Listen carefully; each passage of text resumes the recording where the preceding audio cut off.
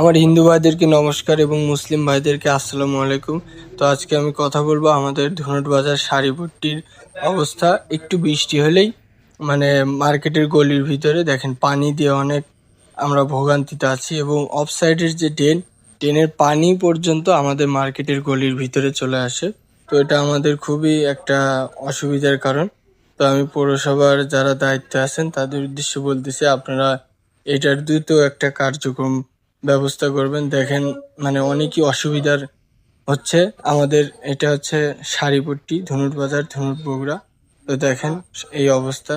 তো এটা আমাদের অনেকই ভোগান্তি দিচ্ছে, এবং এই জন্যেই এইটা ভিডিওটা করা। তো যাই হোক, যেনারা আছেন তা আপনারা একটু দ্রুত এর কার্যক্রম করবেন, যেন আমরা একটু ভালোভাবে মানে মার্কেট তো বুঝতেছেন, মার্কেটের এটা খুবই অসুবিধা হচ্ছে। দেখেন অনেক পানি, মানুষের যাতায়াত, এবং মেইন কথা হচ্ছে খুবই একটা বাজে অবস্থা। দেখেন মানুষের হাঁটা চলা করতে অনেক কষ্ট হয়। তো আপনারা যেনারাই আছেন এই বিষয়টা একটু দ্রুত দায়িত্ব নেবেন।